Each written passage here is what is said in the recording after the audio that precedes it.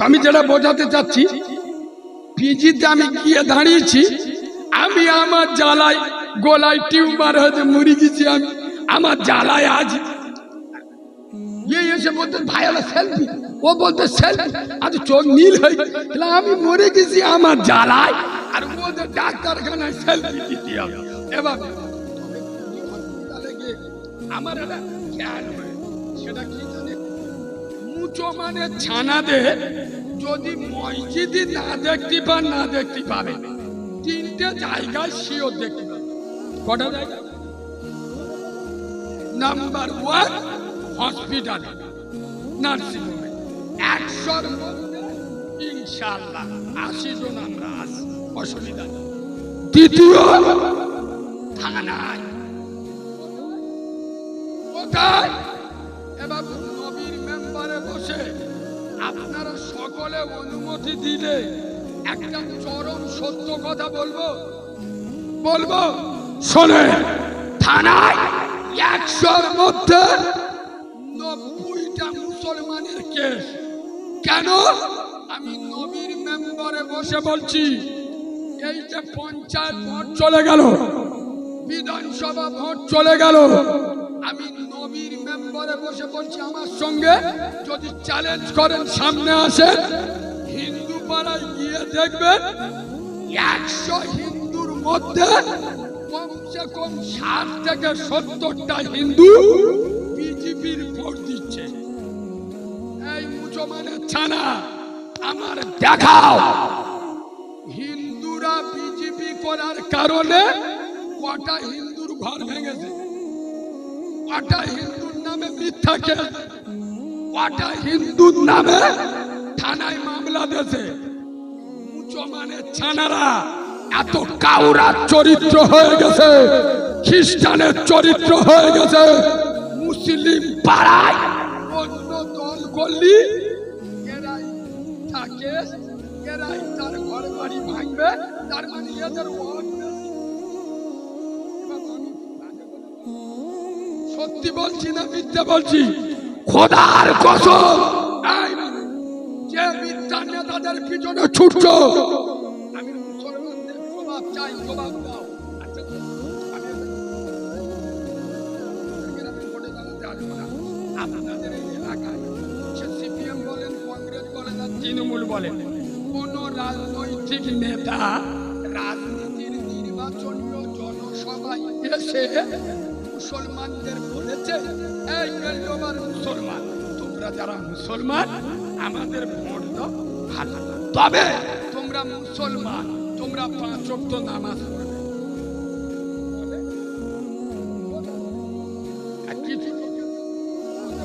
কারিমুল্লাহ হঠাৎ প্রতিপত্তি এদিকে ঢুকে গেল, কেন কেন ঢুকেছি আগে বলি।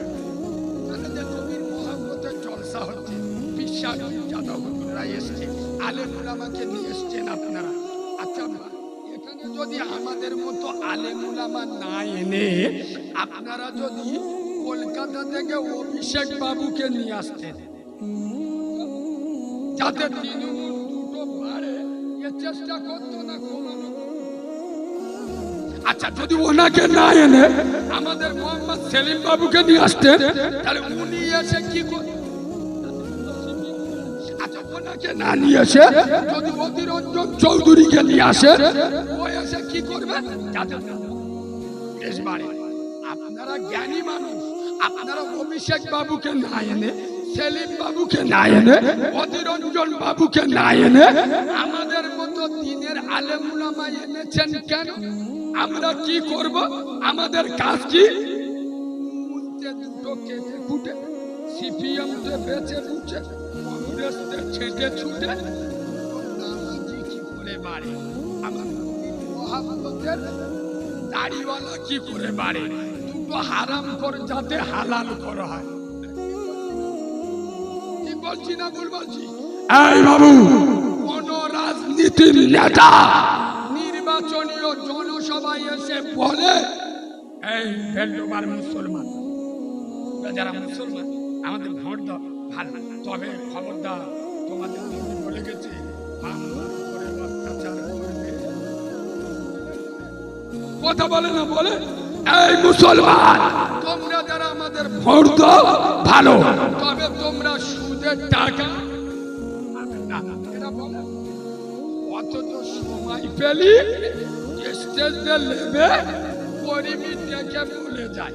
গরিব এই ভাই, তো ভাই ওই দলটা নিয়ে বড্ড বাড়াবাড়ি করছে, খুব মাতামাতি করছে। সময় পেলি পেটো মেরে খাই করে দিবি, যা লাগবে আমি ঠিক বলি। খোদার কসম, ওই মিথ্যা নেতার কথা শুনে মুসলমানেরা ভাইকে দেখে খুন করে, প্রতিবেশীর ঘর ভাঙে, প্রতিবেশীর নামে মিথ্যা কেস দেয়। হে বেলডোবার মুসলমান, খোদার কসম আমি নবীর মেম্বারে বসে বলে যাচ্ছি, তুমি যখন মরে যাবে মমতা ব্যানার্জি ইন্না লিল্লাহ পড়বে। মমতা খবর বেলি করে দেব শান্তি শান্তি। ভগবান মালটা আমার সাবোটার ছিল, মরে গেছেন জাহান্নামে। বুদ্ধদেব বাবু মিনা খলাগনাগুম পড়বে, কথা বলে না। অধীর রঞ্জন চৌধুরী মিনা খলাগনাগুম পড়বে। খোদার কসম, আজ যার ঘর ভাইছো, মিথ্যা কেস দিচ্ছ, অপমান করছো, একদিন ওই তোমার ইয়েতিম বাচ্চার মাথায় হাত দিয়ে বলবে, যা যা আমি তোর বাপের মাফ করে দিল। সুবহানাল্লাহ বল। তুমি মুসলমান, তুমি উম্মতে মুহাম্মাদি, আরে তোমার চলা, তোমার ফেরা। কথা বলি করব কাজ দেখে, কথা বল। নবী থেকে রোজা করব কাজ দেখে, করে বলি হজ করব কাজ দেখে, যাকাত দেব কাজ দেখে, আদর্শ গঠন করব কাজ দেখে, ভোট দেব কাজ দেখে। এইটা নবী দেখলে গুনাহ। এই কথা বলি বলে তো আমি এই কথা বলি, আমি বড় বড় কথা। খোদার কসম, কোন মাল্লাল যদি থাকে দাঁড়ান, বিশ্ব নবী শুধু নবী ছিলেন না, আল্লাহর নবী শুধু রাসূল ছিলেন না, রাজনীতির জন্মদাতা মদিনার রাষ্ট্রপ্রধান ছিল। সুবহানাল্লাহ বলো। এবং আচ্ছা রাগ করছেন কি? তাহলে আর এক ধাপ এগোবো। হ্যাঁ শোনে, এখন কলকাতার ব্রিগেডে মমতা ব্যানার্জি ডাক দিয়ে, খুব গুরুত্ব দিয়ে শোনে, বুদ্ধদেব বাবু ডাক দিয়ে, এখন অধীর রঞ্জন চৌধুরী ডাক দিয়ে, তোমাদের বেলডোবা থেকে একটা বাস বোঝাই করে 30 জন মিটিংয়ে যাচ্ছে। আল্লাহ না করুক উলুবেড়িয়ার কাছে একটা পাঞ্জাব লরির সাথে সামনাসামনি অ্যাক্সিডেন্ট হয়ে 7টা এড়ে গরু মরে গেছে। কি মরে গেছে? এই এড়ে গরু মানে বুঝতে পেরেছে? এড়ে গরু কি জানি বললু, শালা পেশাব পেলি চেনটা কড়কড় করে টেনে দিল, দে 5 গোলা উইস কন্ডিশন পাইপ পার করে এমন স্টার্ট মারতেছে 5 ইঞ্চি দিয়ে আর ফেলে দেবে তার। এ বাবু ইমাম সাহেবকে ধরে এ করি করি, তুই তো বিএ পাস এমএ পাস, বলে হ্যাঁ। দাঁড়িয়ে দাঁড়িয়ে পেশাব করলি, বলে হ্যাঁ। বলে বসে পেশাব করলি নি, বলে না। বলে কেন? কুকুরের অপমান করা হবে। কার অপমান করা হবে? কুকুরের অপমান করা হবে। এড়ে গরু বলবো নি আল্লাহর ওলি বলবো? এই বাবু শোনেন, তাহলে মিটিংয়ে যেতে যেতে কজন মরে গেছে? 7। মালকোটা নিয়ে আসবো, শ্মশানে পুড়ে দেবো, গরম করবো। মালকোটা নিয়েছে, সুন্দর করে গোসল করিয়ে আর জানাজার নামাজ পড়িয়ে কবরে রাখার সময় কি পড়বো? আরে ও তো মাটি দেওয়া তো, যখন মাইয়াত রাখা হয় বিসমিল্লাহি ওয়া ফি সাবিলিল্লাহি আলা মিল্লাতে রাসূলিল্লাহ, এর মানে হলো আল্লাহর নামে নবীর দলে উঠাইয়া দিলাম। চিটিংবাজের বাচ্চা, হারামখোরের বাচ্চা যাচ্ছিল কার দলে? মমতার দলে। এ যাচ্ছিল বুদ্ধদেবের দলে, এ যাচ্ছিল ওয়াজিরের দলে।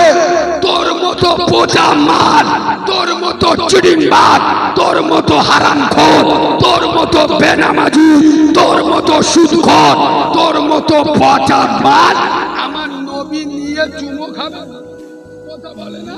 আমরা আল্লাহর নামে নবীর দলে উঠিয়ে দিলাম।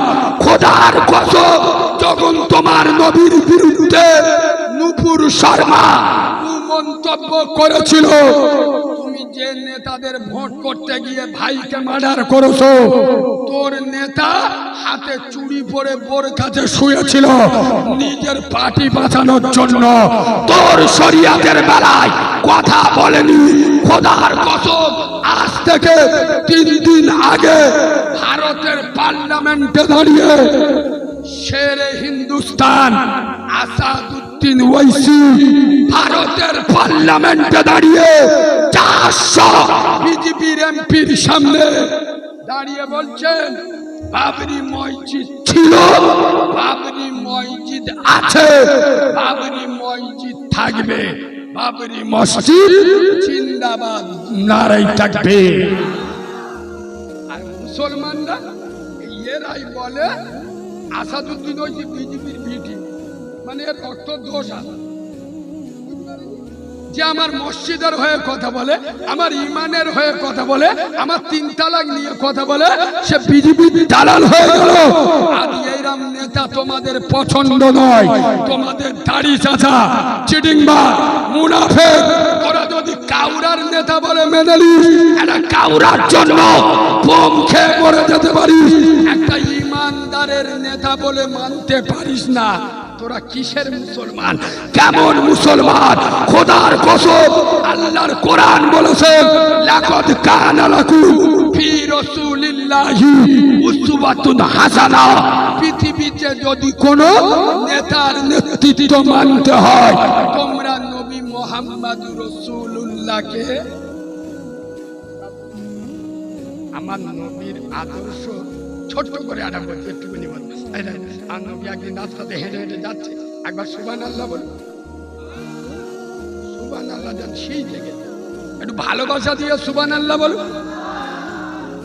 আমি আরেকটু বলবো না, ছেড়ে পিছনের ভাইরা কি বলছে, তাহলে একটু ভালোবাসা দিয়ে সুবহানাল্লাহ বলুন, আর একটু মিষ্টি করে সুবহানাল্লাহ বলুন, আর একটু মজা করে সুবহানাল্লাহ বলুন।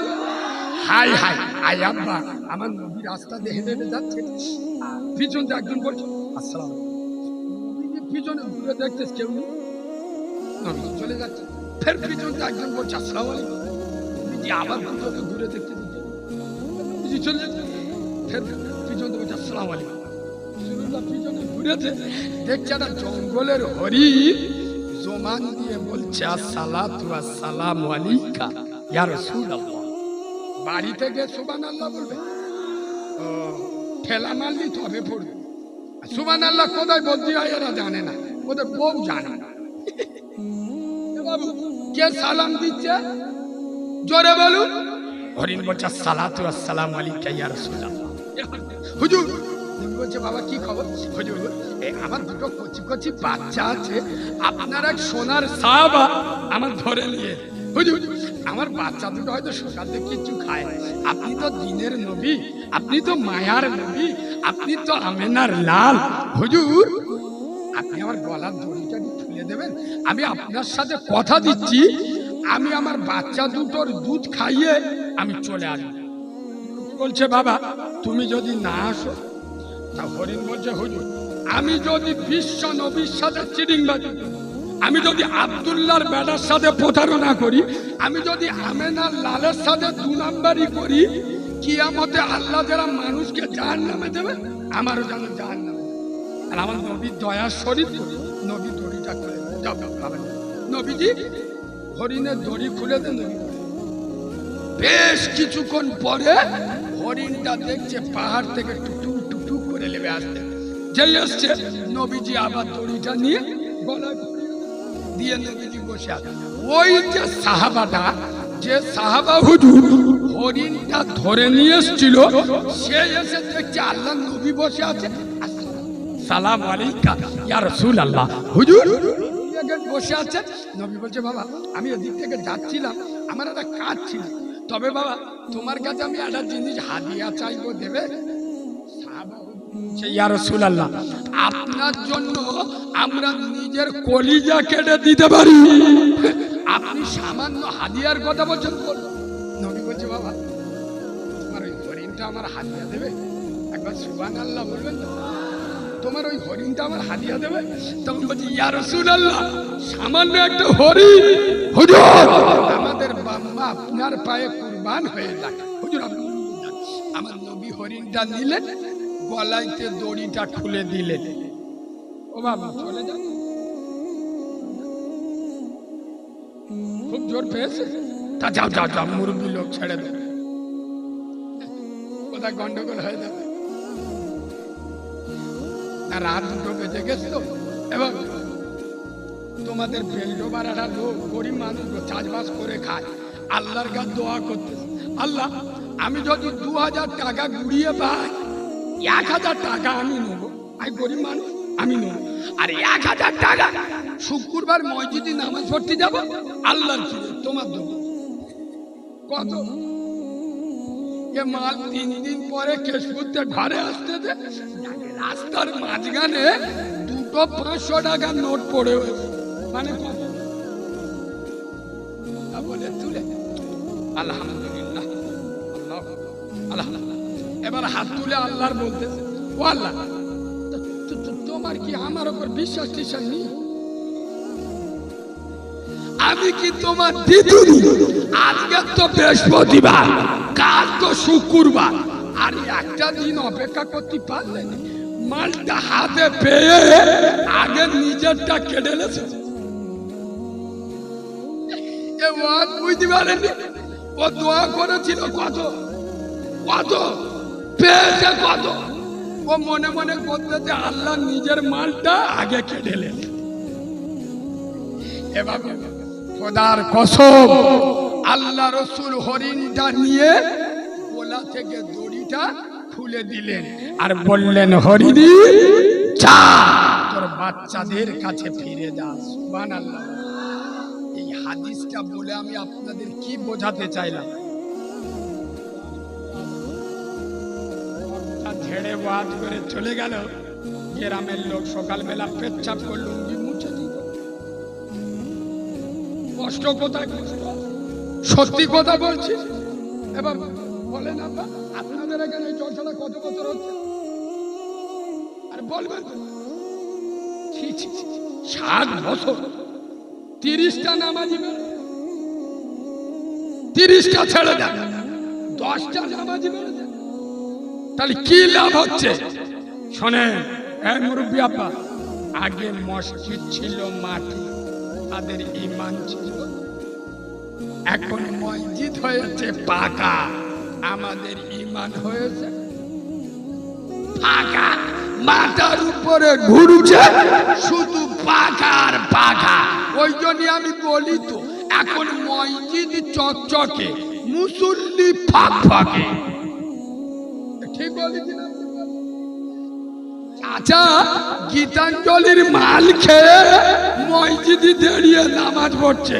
এবার খোদার কসম আব্দুল্লাহর বেটা বলে যাচ্ছে, মান তারাকা সালাতা ফাকাদ হাদামাদ্দিন, যারা আমার নামাজকে ছেড়ে দিল ওরা আমার দ্বীনটা ধ্বংস। এবং কারণ হাদিস বলবো, আপনাদের শুনলে চোখ বুল হয়ে যাবে। আচ্ছা বলুন, মসজিদে আজান হয় না? হয় না? জোরে বলুন। আচ্ছা আল্লাহ ডাকে কিসের জন্য? জোরে বলো। ভুল বললে আমি নবীর মেম্বরে আমার কথা নোট হচ্ছে, আল্লাহ নামাজের জন্য ডাকেন না। কথা শুনেলেন? আল্লাহ কসম খোদার নামাজের জন্য ডাকেন না। আল্লাহ ডাকেন কেন? আচ্ছা বলুন, আমরা সবাই জান্নাত যেতে চাই, কিন্তু জান্নাতে তালা দেয়া, জান্নাতে কিন্তু যেতে গেলে, আচ্ছা আপনাদের কি মনে হয়, আপনাদের যদি জান্নাত দেওয়া হয়, জান্নাতের দরজা ভেঙে জান্নাতে যাবেন, খুলে জান্নাতে যাবেন? বলুন বলুন। দরজা খুলে যাবে। তাহলে দরজা যদি খুলে যেতে হয়, দরজায় কিন্তু একটা তালা লাগাবে। কি লাগাবে? খোদার কসম ওই তালাটা পৃথিবীর কোন মন্ত্রী, পৃথিবীর কোন সরকার, পৃথিবীর কোন ইবাদত খুলতে পারে না। ওই তালাটা খুলতে গেলে আসসালাতুল মিফতাহুল জান্নাহ, বেলডোবার মুসলমানের বাচ্চারা আল্লাহর নামাজে দাঁড়িয়ে যাবে, জান্নাতের তালাটা খুলে যাবে। আসসালাতুল মিফতাহুল জান্নাহ, নামাজ হলো জান্নাতের চাবি। খোদার কসম, আল্লাহ নামাজের জন্য ডাকে না, আল্লাহ তোমার আমার জান্নাতের চাবি দেওয়ার জন্য ডাকে। এই বেলডোবার মুসলমান, আমি কথা দিছিলাম, আমার আমেনার লালকে আমি বলেছিলাম উম্মতে মুহাম্মাদিকে আমি দেখব। আমি আল্লাহ তোর 5 বার ডাকছি, আমার কাছে আয়, জান্নাতের চাবিটা নিয়ে যা, আয়। খোদার কসম, সারা দুনিয়ার মানুষ যদি নামাজ না পড়ে আল্লাহর ক্ষতি হবে।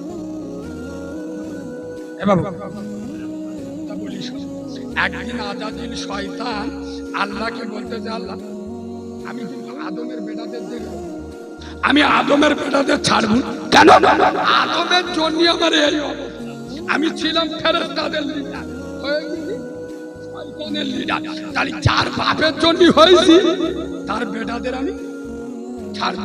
আমি এদের দিয়ে চুরি করাবো, ডাকাতি করাবো, অন্যায় করাবো, জুলুম করাবো, ধর্ষণ করাবো, সবকারের মাল খাবো, এতিম অনাথের মাল কেড়ে খাবো।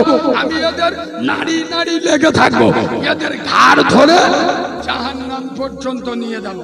আব্বা ভালো করে শোনো, তখন আল্লাহ বলতেছে শয়তান আমার আমার চ্যালেঞ্জ করছি, চ্যালেঞ্জ করছি, তার চেষ্টা কর। তবে শোন, আমি আল্লাহ কথা দিচ্ছি, আমি আরশের মালিক, হকের মালিক, কাদেরের কুদরতি আল্লাহ, আমি রব্বে কাবার মালিক। আমি কথা দিচ্ছি, আমার বেলডোবার আদমের বেটারা, আদমের সন্তানেরা, আদমের ছেলেরা, এরা লাখ গুনাহ করুক, কোটি গুনাহ করুক, ওরা যখন ওযু করে আমার মসজিদে এসে সিজদায় গিয়ে প্রথম বলবে সুবহান রাব্বিয়াল আলা। হে মালিক, তুই তো পৃথিবীর সব থেকে বড় মালিক।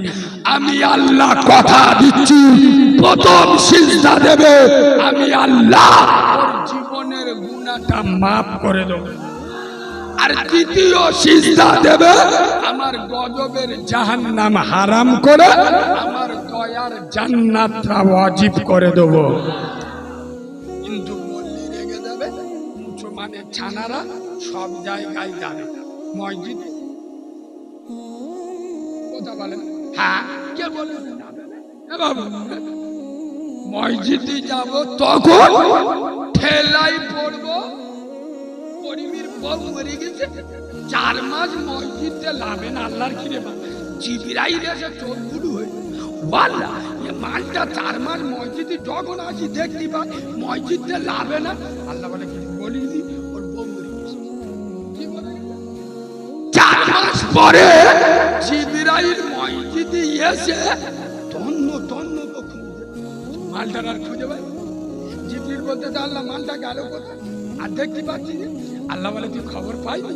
বলে না, সেটা কচি মতো মেয়ে দেখে ফের বিয়ে করেছে। এ আল্লাহর দরকার, তৎক্ষণ বসক ছিল, তৎক্ষণ মসজিদে ছিল। আমাদের জন মধ্যরা এরা তো বিয়ে করলি কমসে কম 6 মাস আল্লাহর কাছ থেকে ছুটি নেয়। আল্লাহ 6 মাস এড়ে গরুর মতো হাল চষবো, ইনশাআল্লাহ মসজিদে। মনে হয় আমার কথা রাগ করছে, তাই না? একবার দরুদ শরীফ পড়েন, আল্লাহ চা একটু হবে না এবার, চা চা।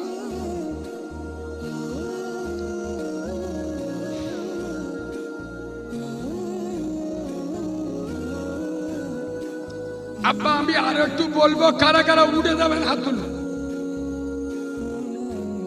মুরব্বী লোক ধরা পড়ে গেছে। আব্বা আর একটু বলবো, অসুবিধা হবে? অসুবিধা হবে? আমার পরে কে আছে? আলহামদুলিল্লাহ আমাদের আব্বা জান হুজুর, মাশাআল্লাহ, আমার দাদা পীরের রক্ত, সুবহানাল্লাহ। এবার আমি একটা কথা আপনাদের বলে যাই, খোদার কসম, আপনারা হয়তো আমাকে জানেন না, আমি 6 বছর বয়স থেকে ওয়াজ করি, শুধু বাংলা নয়, ভারতের বিভিন্ন রাজ্যে আল্লাহ জলসা করায়। আমি কারো দালালি করি না, কেউ একটা আমার দাওয়াত দেয় না যে তার দালালি করব, রুজির মালিককে। তবে আমি আপনাদের দুটো পায়ে ধরে বলে যাব, আমার দাদা পীরের আওলাদদের সাথে থাকবে, বলুন ইনশাআল্লাহ। এই দেখেন, আমাকে ভুল বুঝবেন না, যদি আব্বাস ভাই তোমাকে ভালো না লাগে সরে যাও, যদি মেহরাব ভাই না ভালো লাগে কেটে বল, নওশাদ ভাই যদি পছন্দ না হয় সরে যা, কাসেম ভাই যদি ভালো না লাগে সরে যা, এরশাদ ভাই না ভালো লাগে সরে যা, কিন্তু গাল দেবে না। আমার দাদা পীরের খুন, আমার দাদা পীরের আওলাদ, দিনের আলেম। এবং এরা কজন ছাড়া ফুরফুরায় আর পিসামনি, আরে কথা বলে না, আসে না নেই, তোর যার ভাল লাগে তার সাথে থাক, তোর যদি পছন্দ নাই এদের থেকে দূরে থাক। এদের মা তুলে গাল দিস কেন? তার মানে তোর রক্তের দোষ আছে। পরীক্ষাকে দেখতে হবে, যারা দিনের আলেমদের গালি দেয় পিসাব। এবং আমি পার্টি করতে আসিনি, এই শোনেন, পশ্চিম বাংলায় যত ফুরফুরা আছে সবাই আইএসএফে ভোট দেয়, কথা বলে না, সবাই আইএসএফে ভোট দেয়। তাই বলে কি তারা ফুরফুরা না? তারা দাদা হুজুরের ভালোবাসে না? আরে তোর যার ভাল লাগে তার ভোট দে, কিন্তু আমার দাদা পীর সবাই, এ আব্বাস ভাই সবাই, নওশাদ ভাই সবাই, মেহরাব ভাই সবাই, কাসেম ভাই সবাই, ইসাক ভাই সবাই। খোদার কসম, দুটো পায়ে ধরে বলতে এসছি, এবং যে কাওরাগা পিছনে আমরা চলি, আমাদের জন্য দোয়া করবে না। তুমি যে দিনের আলেম পীরজাদাদের গাল দিচ্ছ, খোদার কসম তার দোয়ার ভিতরে তোমার বাম্মার জন্য দোয়া থাকে। ঠিক বলছি? কোন বিশ্বাস দোয়া করে যে আল্লাহ আমার যারা অপছন্দ করে ওরা জাহান্নামে যাবে বলে? আমরা তোমাদের জন্য দোয়া করি আর তোমরা চার দোকানে বসে আমাদের গাল দাও। ইস, হতভাগা মুসলমান। এবার আমি কেন বললাম? আচ্ছা বলবো, দাদা পীরের সিলসিলা ডাকার, দাদা পীরের সিলসিলায় মুজাদ্দেদ জামান, মুজাদ্দেদ জামানের সিলসিলা, তাহলে সিলসিলা দাদা পীরের আওলাদরা বেশি বোঝে, আমার মতো চামচা বেশি কথা বলে না। দাদা পীরের আওলাদরা বোঝে না, তারা দাদা পীরের খুব। খোদার কসম, আমার থেকে দূরে সরে যাও, দুঃখ নেই, আমাকে দাওয়াত দেবেন না, দুঃখ নেই, কিন্তু আমার দাদা পীরের আওলাদদের কাছ থেকে সরবেন না। আমার দাদা পীর, খোদার কসম, সারা বাংলা নয়, সারা ভারতবর্ষ নয়, সারা পৃথিবীর মাটিতে আল্লাহর একটা নিয়ামত। আরে জোরে বলুন, আরে চিল্লে বলে নারায়ে তাকবীর, দরুদ শরীফ, আল্লাহুম্মা।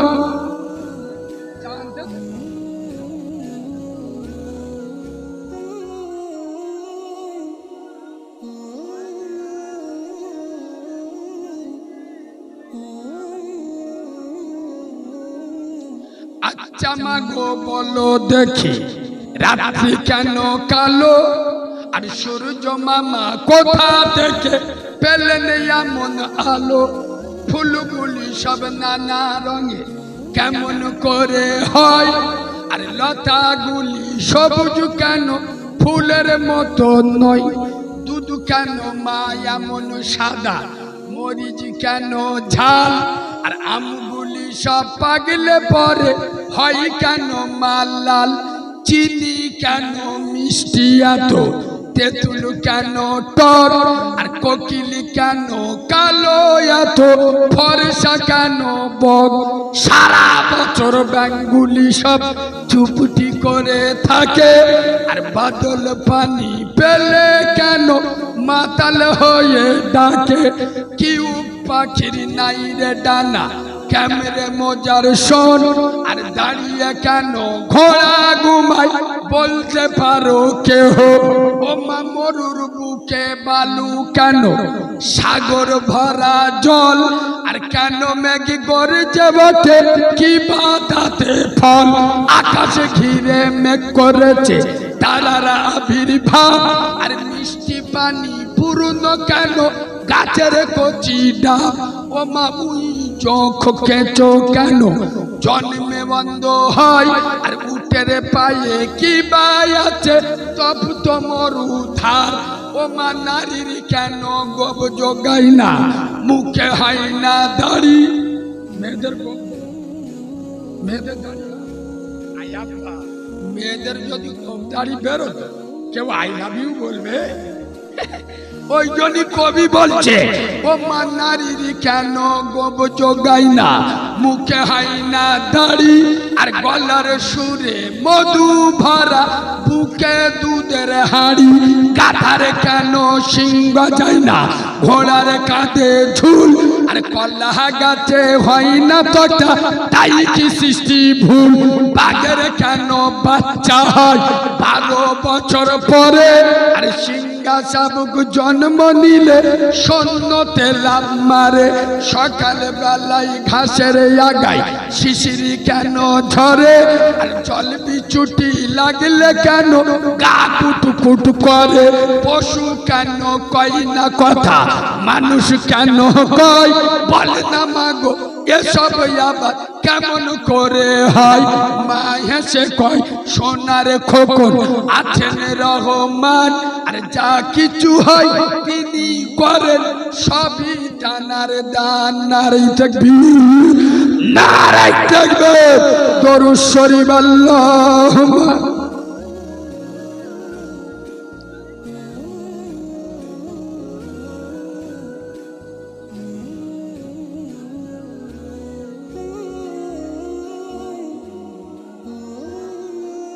আব্বা এখানে যত যুবক ছেলে বসে আছে এই শোনে আমি যুবকদের বক্তা আমি ফতোয়া মারা হুজুর নয় আমি দুটো পায়ে ধরে বলে যাচ্ছি এ বাবু যত মৌলবী তত ফতোয়া রেখে দাও আমি তোমাদের বলে যাচ্ছি তুমি দিনে 5 বার নামাজ পড়ার সময় পাচ্ছ না তো একবার তোমার যখন সুযোগ হবে আব্বা এসার 17 রেখার নামাজ আমি বলছি তুই 4 রেখা আমি সুন্নত পড়তে বারণ করবো কথা বলে না 17 রেখা না পড়লে তুমি জাহান্নামে যাবে না কিন্তু 4 রেখা না পড়লে জাহান্নামে আমার কথা বলবো না হিকমতের সাথে ইসলাম কোরআন বলছে উদউ ইলা সাবিলি রাব্বিকা বিল হিকমা ইসলামের কথা যখন বলবে হিকমতের সাথে একটা ছেলে মোটে নামাজ পড়ে না আমি যদি ও জোর করে ধরে মসজিদে নিয়ে যাই আর নিয়ে বলি এই ফজরের সময় 4 রাকাত জোহরের সময় 12 রাকাত তা কি নন্দীগ্রাম দেবে ও আচ্ছা ঠিক আছে ঠিক